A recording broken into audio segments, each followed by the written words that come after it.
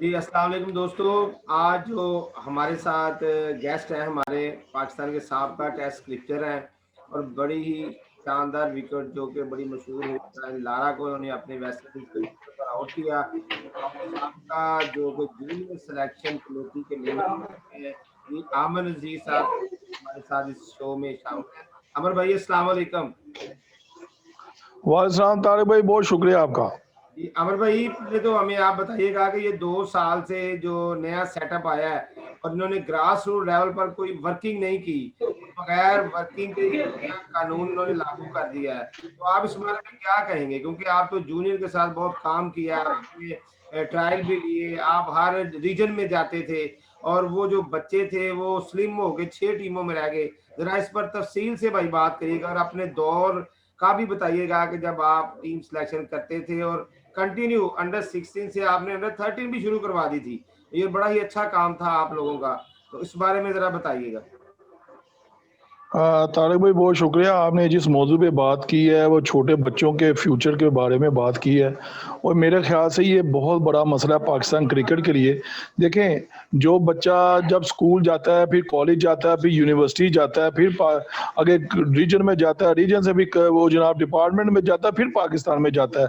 अगर हमने नीचे से बच्चे की जड़ें ही काट देनी है, बच्चे को हमने उठने नहीं देना, बच्चे को हमने यानी कि उसको बीमार कर देना है, यानी कि तूने मैदान में भी नहीं जाना, तूने कहीं भी नहीं जाना, तूने नशा करना है, तूने काम चोरी करनी है, तूने ये बदतमीजी करनी है, ये चीजें मैं कहता हूँ कि बड़ी खतरनाक है। हमें सोचना पड़ेगा। हमने देखें पहले 18 रीजन हमारे होते थे, उसमें तमाम बच्चे हर रीजन के कम से कम से 40 से 50 लड़के जो इन होते थे और क्लबों में क्रिकेट भी हो रही थी, क्लबों में बच्चे जाके खेलते भी थे कि उनको पता होता था कि हम अब परफॉर्म करेंगे, हमारे जो कप्तान है, हमारा जो क्लब रनर है, वो हमें आगे रीजन के लिए परफॉर्म करने के लिए भेजेगा। मैं समझता हूँ जी, इस 6 टीमें बनने से हमारे जो जो फ्यूचर के जो स्टार है ना, वो खत्म हो जाएंगे। और आप ये देख लीजिए, अगर ये निजाम रहा ना इसी तरह, तो आपको कोई खेलने वाला, क्लबों में आने वाला बंदा कोई नहीं होगा। देखिए, ना उसको बच्चे को डिपार्टमेंट मिलना है, ना उसको रीजन की क्रिकेट मिलनी है। क्लब क्या देता है? क्लब के पास इतने रिसोर्सेज भी नहीं होते। वो एक नया गेम 500-600 रुपए का आता है, वो कितने लगा लेगा? जब बच्चे नहीं आएंगे आपके क्लबों में, तो क्रिकेट पाकिस्तान की कैसे चलेगी भाईजान? ये एक अलमिया है। मैं कहता हूँ पाकिस्तान क्रिकेट बोर्ड के जो भी बड़े ओहदेदार हैं, आप बड़ी टीमों को 6 कर दें। वो बच्चे बड़े बड़े तो चलो, उनके पास अल्लाह ने बड़ा कुछ दिया हुआ है, वो ठीक है, मगर जूनियर लेवल पे खुदाया आप 18 डिवीजनों को वैसे ही चलने दें। क्योंकि अंडर 19 में देखें, हर सामने बड़ी मेहनत की तारिक भाई। हमारे 3 साल जो मैंने रहा हूं ना, उसमें देखें जब हम अगले साल बच्चे को जब फिर सिलेक्ट करने जाते हैं ना, वो ओवर एज हो जाता है। आप ये देखें, हमें बड़े मसले मसाइल आते थे कि हर साल बच्चा उसकी ओवर एज हो रहा है, फिर हमने नया टैलेंट ढूंढना, एक एक करके हमने रीजन जाते थे, जाके शहर शहर चप्पा चप्पा जाके हमने ट्रायल लिए और वहां से हमने लिए। और आज मैं ये सेरा मैं अपने सर क्या, मैं अपनी पूरी टीम मैनेजमेंट थी, जो हमारे बासित अली, अली जिया, फरूजमान, सना बलोच, ये हमारी वो टीम थी जो आप पाकिस्तान में 4 जो आपके मेन जो किरदार खेल रहे हैं, उसमें हम बताता हूँ, हैदर अली को हमने सिलेक्ट किया, वो हमारा प्रोडक्ट है, हमने उसको चांस दिया, हमने शहनशाह अफरीदी को खिलाया, हमने नसीम शाह को खिलाया, हमने रोहेल नजीर को खिलाया, ठीक है जी, ये अब्दुल्ला शफीक को हमने खिलाया। ये वो बच्चे हैं जो हमारी इस टीम ने, पांचों ने इनको सिलेक्ट किया, इनको मौका दिया, एशिया कप खिलाया, वर्ल्ड कप खिलाया और इनको हमने एनसीए तक पहुंचाया।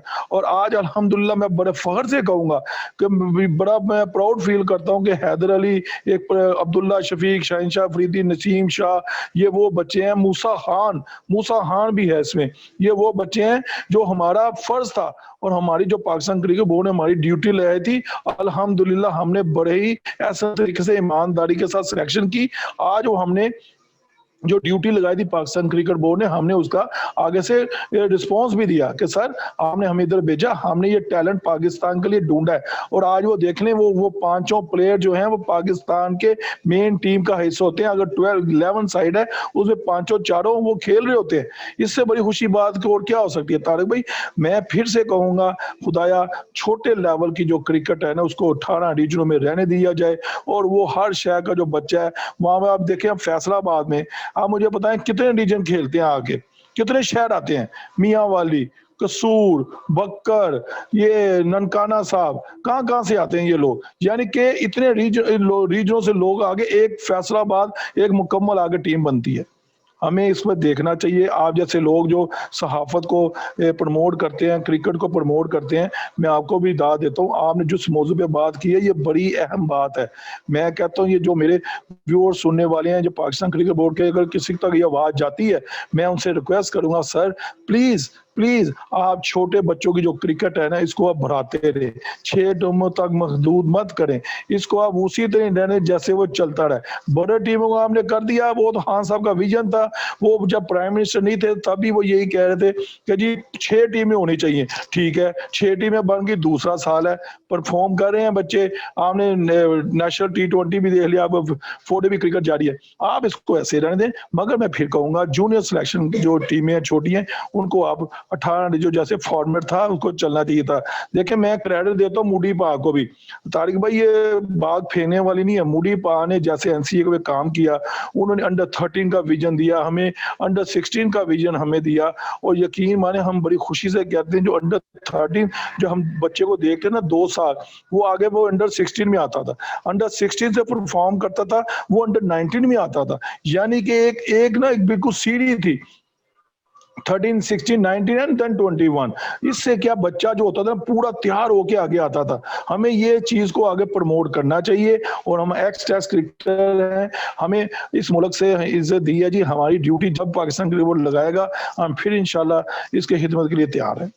अमर भाई मैं एक बात और करना चाह रहा हूँ, जब आपके पास अभी कोई प्लान ही नहीं है तो पिछले सेटअप को खत्म करके, जिनके वो जिस तरह आप कह रहे हैं कि जिनके 13 के इस दफा ट्रायल थे, लास्ट ईयर था उनका 2 साल से ना 13 के ट्रायल हो रहे हैं, 16 के भी अब बारी आई है 2 साल के बाद।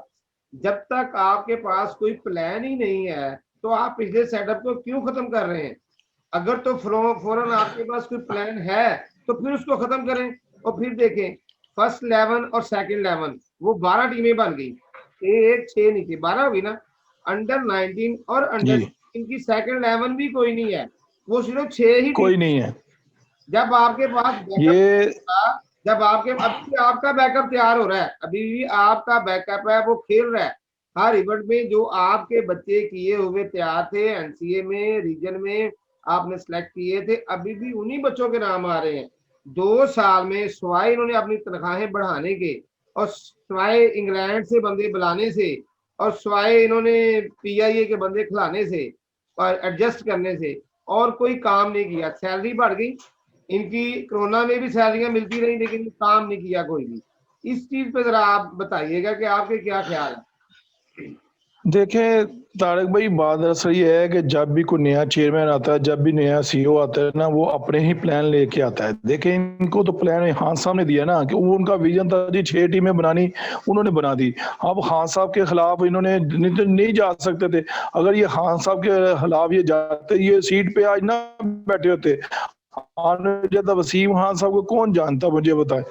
कोई भी नहीं उसको जानता ना। वो तो लाया गया, वो इस पाकिस्तान में मुनसद किया गया, वो अब काम करना चाह रहा है, मगर उसको अभी टाइम लगेगा। मसला ये है कि आपने जो बात की है उनके पास प्लान नहीं है। देखें छोटे बच्चों का प्लान कोई नहीं होता सर, बड़ों का प्लान बनाया जाता है। उन्होंने आगे आगे जल्दी से पाकिस्तान खेलना होता है। बच्चों का अंडर 90 के जैसे बड़ा अच्छा सवाल किया जी, अंडर 90 तो सेकंड 11 ही नहीं होती। और भाई अंडर 19 11 के सिर्फ 2 टूर्नामेंट होते हैं, एक T20 होता है और एक 4 डे क्रिकेट होती है, मगर इसके अलावा तो कुछ है ही नहीं है। आप ये भी तो चीज चेक करें ना। हमने बच्चों का प्लान कोई नहीं होता सर, बच्चों को हमने ग्रूम करना होता है। बच्चों को हमने अंडर 13, 16 में 19 में हमने उनको जितवाना नहीं होता, हमने उनको ग्रूम करके उनको बनाना होता है कि बच्चे में एबिलिटी क्या है। वो एनसीए जाता है, वो कैंप अटेंड करता है, एनसीए वाले बड़ी मेहनत करते हैं बच्चों को, पर फिर जाकर ये मवाद इकट्ठा होता है। मैं फिर कहूंगा वसीम खान साहब से, चेयरमैन साहब से, खुदाया अंडर 19 लेवल के शोबे को आप उसी रहने दें। देखिए पटेंगुलर कब भी आप करवाते थे, पहले डिस्ट्रिक्ट के मैच होते थे, रीजन की टीम बनती थी जी तारिक भाई, उसके बाद आप पटेंगुलर टीम भी बनाते थे सूबों की, मतलब यानी कि कंपटीशन ज्यादा था, टीमें ज्यादा होती थी। अब इनका कंपटीशन जो है ना वो भी 6 टीमों के दरमियान हो ही जाना उसका भी। तारिक भाई बिल्कुल ठीक। अब देखें ना, आप कैसे कॉम्बिनेशन बनाएंगे? आप 6 टीमों का आप पटेंगुलर तो नहीं करा सकते ना सर। अब आप पटेंगुलर कैसे करा सकते हैं? अब आपके वही ना, जब 18 से 6 पे आ जाएंगे तो आपका प्लान ही कोई नहीं है। मैं वही कहता हूँ ये क्रिकेट को वैसे ही चलने दें। मैं बार बार कहता जाऊंगा कि आखिरी टाइम तक कि इस प्लान को खत्म कर दें। अंडर 19 का जैसे पीछे चलता था आज से 2 साल पहले, आप उसको कंटिन्यूसली चलाएं और दें। अगर बच्चों को हम खत्म कर देंगे ना, हमारे फ्यूचर में कोई स्टार नीचे से नहीं आएगा। अब आप क्लब लोग चलाते हैं, ये आपको पता होना चाहिए कि आपके एक वक्त था कि 100 150 बच्चा आता था, अब आपके पास 10 से 20 लड़के आते हैं। इसका मतलब क्या है कि हम हर माँ बाप को पता चल गया भाई 6 टीमें बन गई और भाई तू पढ़ ले, यहाँ काम कर ले, क्योंकि अब तुझे ना चांस मिलना है। देखें जब 6 टीमें बनती हैं, जब एक रीजन एक टीम सेलेक्ट करने जाते हैं, कोच सिलेक्टर जाते हैं, तो वो कितने बच्चे सेलेक्ट करते हैं? सिर्फ 20। यानी कि पूरे पाकिस्तान में अगर देखा जाए तो 100 बच्चा क्रिकेट खेल रहा है पूरे पाकिस्तान में। इसका यही हिसाब लगा लेना हम। तो 100 बच्चा भाईजान 22 करोड़ आबादी में से, 22 करोड़ आबादी में 100 बच्चा, और बाकी जो जनाब 21 करोड़ 90 लाख 99,000 वो किधर जाएगा बच्चा? वो बच्चा तो यहाँ काम करेगा। मसला ये हमें इसको देखना पड़ेगा कि बच्चों को हमने मुस्तकबिल बनाना है, हमने उनको पढ़ाना भी है, हमने उनको क्रिकेट भी सिखानी है, हमने इनको मुस्तकबिल इनको पाकिस्तान के स्टार भी बनाने हैं। आप देख लें पास में भी जितने अंडर 90 थे, बाबर आजम, सरफराज, मोहम्मद आमिर, सलमान बट, ये जितने लड़की अंडर 19 की प्रोडक्ट है। अगर आपकी अंडर 19 बेस नहीं अच्छी होगी तारिक भाई, हम आगे कामयाब नहीं हो सकते। हमें अंडर 19 पे बड़ा फोकस करना पड़ेगा।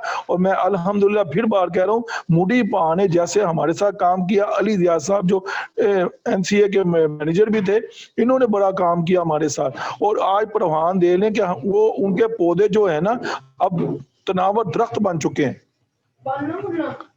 और सर जो मौजूदा हमारी क्रिकेट टीम है या न्यूजीलैंड का दौरा कर रही है, आपकी नजरों से भी गुजरी होगी, वो एक बेहतरीन टीम है आपके अंदाजे से?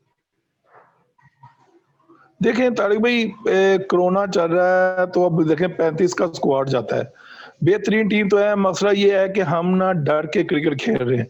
हम ये लोग सोच रहे थे मिसबा उल-हक आएगा, वो नया विजन देगा, वो ये एक अच्छी टीम बनाएगा। आप देखें रिजल्ट हमारे क्या है, हम जिम्बाब्वे के साथ तीसरा मैच हार जाते हैं, हम श्रीलंका के साथ सीरीज हार जाते हैं, हम इंग्लैंड जाते हैं वहां पे अच्छी हम परफॉर्मेंस नहीं कर सकते। हमने तमाम जो है ना सीनियर प्लेयर के ऊपर ना इन्हिसार किया हुआ था, हमने यंग ब्लड को नहीं डाला। भाईजान आप जब डर आपसे अंदर से खत्म नहीं ना करोगे, आप किसी भी क्रिकेट से नहीं जीत सकते। भाई अब यंगस्टर को चांस देना पड़ेगा आपको। अब आपको सीनियर को भी खिलाए, मैं ये नहीं कहता सीनियर के खिलाफ जा रहा हूं, मैं सीनियर को भी खिलाए, मगर यंगस्टर 5-6 यंगस्टर हो, 4-5 सीनियर हो, जो सीनियर के साथ वो चलें और आगे फ्यूचर में। आप देखें ना fees one of the best form में चल रहा है, T20 में चल रहा है, मेरे ख्याल से तो उसको अभी रिटायर ही नहीं होना चाहिए। देखें जब तक जैसे मिसबा खेलता रहा भाईजान, जब तक आपका बैट बोलता है ना तारिक भाई, तो आपको खेलता रहना चाहिए। अब जैसे मैं हफीज परफॉर्म कर रहा है, हाँ, आमिर परफॉर्म कर रहा है, ये सारे क्रिकेटरों ने मेहनत की हुई है, पाकिस्तान के काफी लंबा अरसा खेला हुआ है, तजर्बा और अनएक्सपीरियंस जो यंगस्टर हैं उनको साथ मिक्सर बना के जाना चाहिए।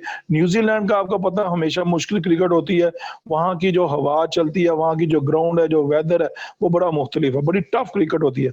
मगर पाकिस्तान के काफी प्लेयर जो है ना वो बार बार वहाँ पे टूर कर चुके हैं, उनको हर ग्राउंड का पता है कि वहाँ पे कैसे खेली जाती है। मगर गुड लक पाकिस्तान। अब देखो हमारे पास तो 35 लड़के यही है ना जी, अब हमने तो इनके साथ खेलना है और हम तो यही कहेंगे वहां जाएं, दलेरों की तरह खेलें। हार जीत को मत छोड़े यार, हार जीत तो होती है, जब 2 शेर लड़ेंगे एक ने तो भागना ही है। मगर ये है कि आपको एक टीम मजबूत बना के अंदर भेजना पड़ेगी, आपको यंगस्टर के ऊपर इन्हिसार करना पड़ेगा, क्योंकि आगे फाल में आगे देखें वर्ल्ड कप आने वाले हैं, आगे बड़े बड़े मैचेस हैं, टेस्ट चैंपियनशिप है। तो हमें अभी से एक टीम को विजन बनाना चाहिए कि ये हमारा 25 या 30 का पूल है और इन्हीं से हमें टीम बनानी है।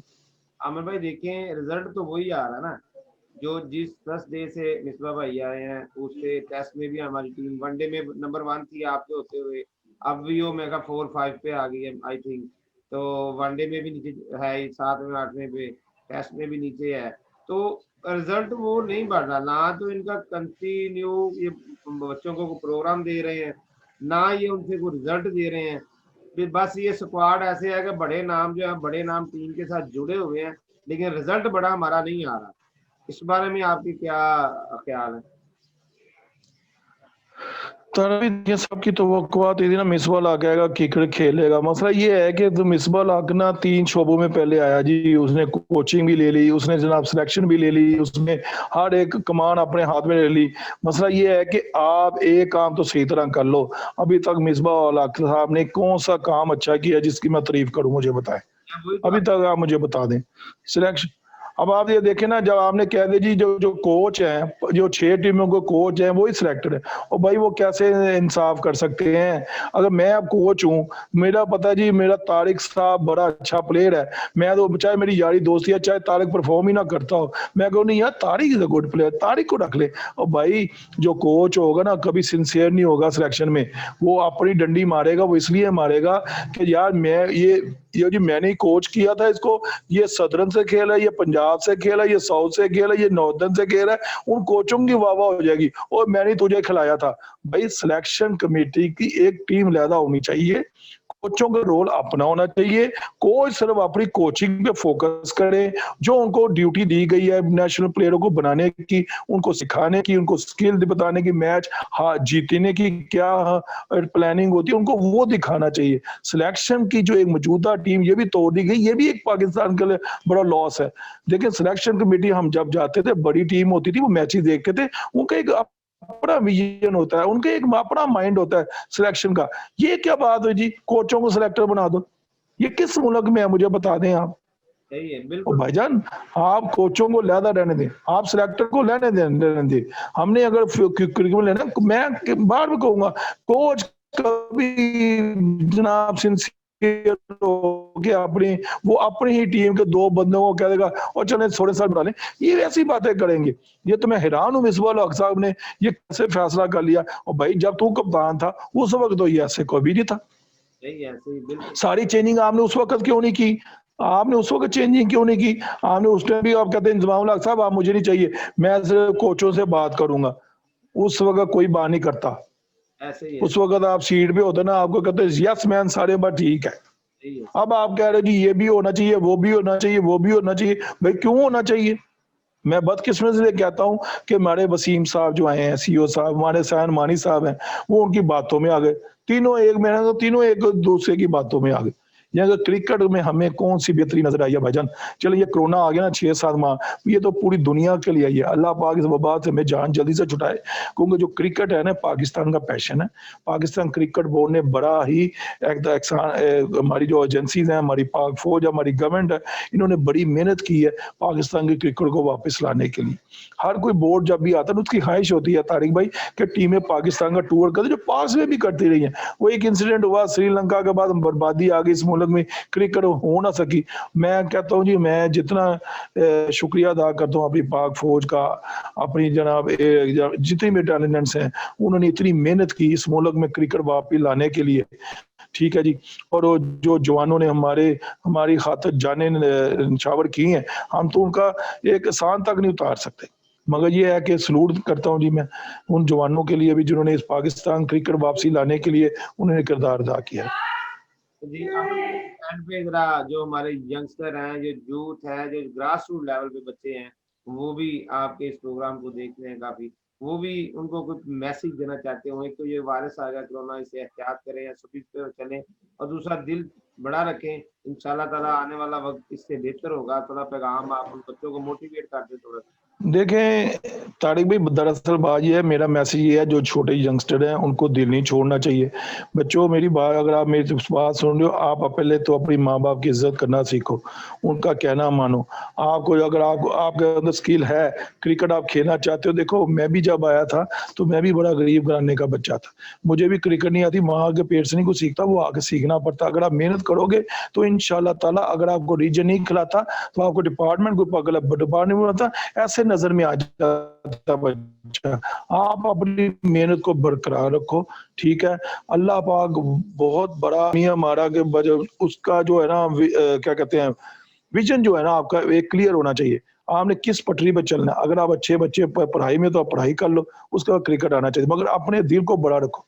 वक्त चेंज, या तारक भाई ने कहा ना, वक्त चेंज होने को देर नहीं लगती।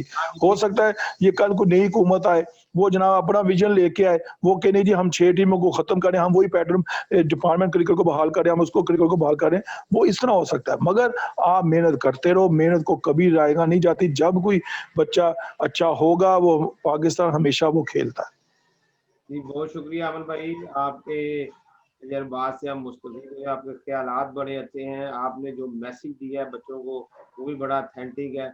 और आपने मिस्टर भाई के बारे में जो बात की वो भी बड़ी अच्छी कही बात, कि उनको जो भी हमारे कोचेज हैं उनको अपने जॉब से जो है ना वो मुखलस होना चाहिए, जो उनसे काम लेना वो रिजल्ट देना चाहिए, वो काम वो कर नहीं रहे। सिलेक्शन की तरफ भी ध्यान है, ग्राउंड पर प्लेयर की तरफ भी ध्यान है, तो फिर वो रिजल्ट भी तो वही आ रहा है ना कि हमारी टीम का रिजल्ट अप नहीं हो रहा। इसके लिए उनको दिल जमी से अपनी जो जॉब दी गई है, जिस तरह आप लोग सिलेक्शन के लिए जाते थे, आपके सिलेक्ट किए प्लेयर आप पाकिस्तान को रिजल्ट दे रहे हैं। इनके 2 सालों में ना तो कोई प्लेयर आ सका है, ना पाकिस्तान क्रिकेट की बेहतरी हो चुकी है। हाँ, बड़े पैसों वाले कोच जरूर आ गए हैं, रिजल्ट वही आ गया है। तो बहुत शुक्रिया भाई आपका हमारे शो में आने का। इंशाल्लाह दोबारा हम आपको बुलाएंगे जब ये टीम न्यूजीलैंड जाएगी, वहां पर कोई मैचेस खेलेगी या कोई और अपडेट होगी, तो आपको अपने शो में बुलाने का बहुत शुक्रिया हमें टाइम देने का भाई। अल्लाह आपको खुश रखे। अल्लाह हाफिज। Thank you ji.